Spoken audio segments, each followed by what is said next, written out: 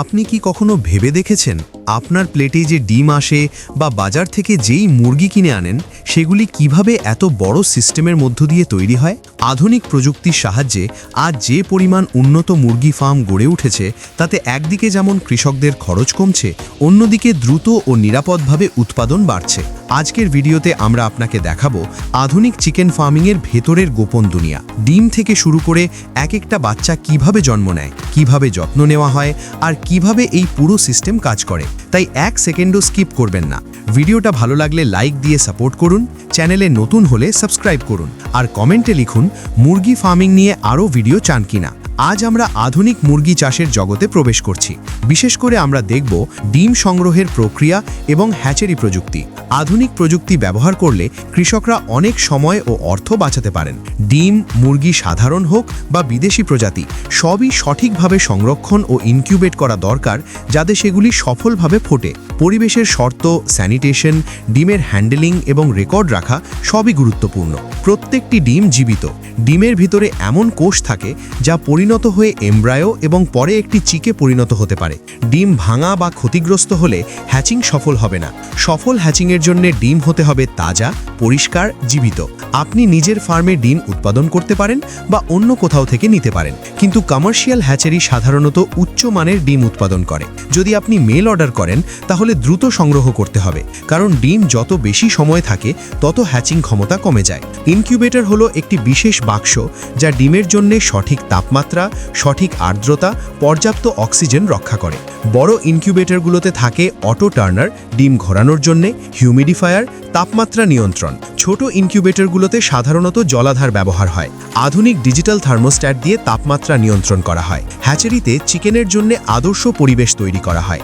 ডিম পৌঁছালে ইনকিউবেটরে রাখা হয়। তাপমাত্রা, আর্দ্রতা এবং বাতাস ঠিক রাখা হয়। চিড়িয়াখানার মতো হ্যাচারিতে চিক্সরা বড় হয়। হ্যাচিং রুমে শেষ কয়েকদিন চিক্স কিছু প্রাথমিক ভ্যাকসিনেশন পায়। এর ফলে পরবর্তীতে অ্যান্টিবায়োটিকের প্রয়োজন কম হয়। বিশ্বের ৭৪% মুরগির মাংস এবং ৬৮% ডিম তৈরি হয় ইন্টেন্সিভ পদ্ধতিতে। ফার্মগুলোতে রোগ প্রতিরোধে অনুমোদিত ওষুধ ব্যবহার করা হয়। পরিবেশ নিয়ন্ত্রণ, ভিড়, ঠান্ডা বা গরম এড়ানো সবই করা হয়। মুরগিরা সাধারণত তারের খাঁচায় থাকে। প্রতি খাঁচায় 2 থেকে 3টি, 3 থেকে 4টি স্তর খাঁচা রাখা হয় স্থান বাঁচাতে।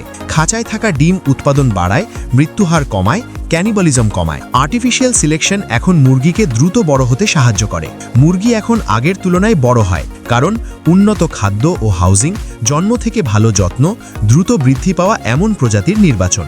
সর্বশেষে সব মুরগিতে হরমোন ব্যবহার করা হয় না, এটি ফেডারেল আইন দ্বারা নিষিদ্ধ। ভালো ব্রিডিং এবং ভেটেরিনারিদের সঙ্গে ঘনিষ্ঠ যোগাযোগের মাধ্যমে আজকাল মুরগি চাষিরা আগের থেকে বড় ও স্বাস্থ্যকর মুরগি উৎপাদন করছেন। ব্রয়লার মুরগি অর্থাৎ মাংসের জন্য চাষকৃত মুরগি সাধারণত 7 সপ্তাহের মধ্যে বাজারে যাওয়ার জন্য প্রস্তুত হয়। যখন মুরগিগুলো যথেষ্ট বড় ও উপযুক্ত ওজনের হয় তখন প্রশিক্ষিত কর্মীরা মানবিকভাবে হাতে ধরে মুরগিগুলোকে ধরেন এবং ট্রান্সপোর্টের জন্য বিশেষ খাঁচা বা মডিউলার বক্সে স্থানান্তর করেন। এই প্রক্রিয়ায় লক্ষ্য থাকে মুরগি যাতে নিজে বা অন্য মুরগিকে আঘাত না করে, বায়ু চলাচল ঠিক থাকে। পোলট্রি মাংস বিশ্বের সবচেয়ে বেশি খাওয়া মাংস। এটি মানুষের জন্য উচ্চমানের প্রোটিন সরবরাহ করে। বিশ্বের জনসংখ্যা বাড়ছে এবং প্রতি ব্যক্তির মাংসের দাবিও বৃদ্ধি পাচ্ছে। তাই মুরগির মাংসের দাবি আগামী কয়েক বছর ধরেই বাড়তে থাকবে। মুরগির মাংস সস্তা, তাই বিশেষ করে উন্নয়নশীল দেশ যেমন চীন এবং ভারত এটি প্রথম পছন্দ। এছাড়াও মুরগি খাওয়া কোনো বড় ধর্মীয় বাধায় পড়ে না এবং স্বাস্থ্যকর ডায়েটে সহজে ফিট হয়।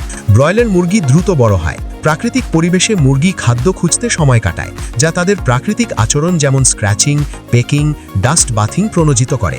মাংসের মুরগির জীবন 2টি ধাপে বিভক্ত: হ্যাচারি, গ্রো আউট ফার্ম। যে কোনো ফিডিং সিস্টেমই হোক না কেন, পর্যাপ্ত ফিডার স্পেস খুবই গুরুত্বপূর্ণ।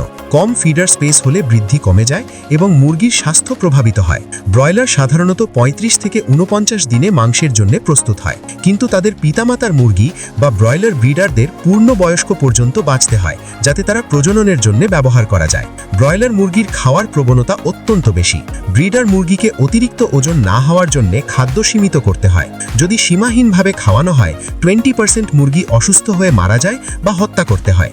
খাওয়ার সীমাবদ্ধতার কারণে তারা মাঝে মাঝে ফিডিংয়ে হতাশা অনুভব করে। এটি কমাতে তাদের কিছু সময় পাক ছাঁটানো বা ট্রিম করা হয়, যা মাঝে মাঝে ব্যথা সৃষ্টি করে। 2004 সালে প্রায় 47 বিলিয়ন মাংসের মুরগি উৎপাদন করা হয়েছিল। এর মধ্যে 19% ইউএসএতে, 15% চীনে, 13% ইউরোপে এবং 11% ব্রাজিলে। এশিয়ায় মুরগির চাহিদা বৃদ্ধি পাচ্ছে এবং ব্রয়লার মাংসের খাওয়া গরুর মাংসের থেকে বেশি হচ্ছে। 2014 সালে বিশ্বে 86.6 মিলিয়ন টন ব্রয়লার মাংস উৎপাদন করা হয় এবং 2018 সালে অনুমান করা হয় প্রায় 23 বিলিয়ন ব্রয়লার চিকা জীবিত ছিল। মুরগি সচেতন অবস্থায় খাঁচা থেকে নামানো হয়, শ্যাকেলে উল্টে ধরা হয়, বৈদ্যুতিক জলবাথের মাধ্যমে স্টান করা হয়, এরপর গলা কেটে গরম জলে ডোবানো হয় এবং মাংস প্রসেস করা হয়। বন্ধুরা, আপনি দেখলেন কিভাবে ব্রয়লার মুরগি বড় হয়, খাদ্য ও যত্ন দেওয়া হয় এবং নিরাপদে প্রসেস করা হয়। যদি ভিডিওটি ভালো লেগে থাকে, লাইক করুন, কমেন্ট করুন আপনার প্রশ্ন বা মতামত লিখে এবং অবশ্যই সাবস্ক্রাইব করুন। পরবর্তী ভিডিওতে আমরা দেখব আরও কিছু চমকপ্রদ প্রযুক্তি এবং ভবিষ্যতের মুরগি চাষের নতুন ধারা।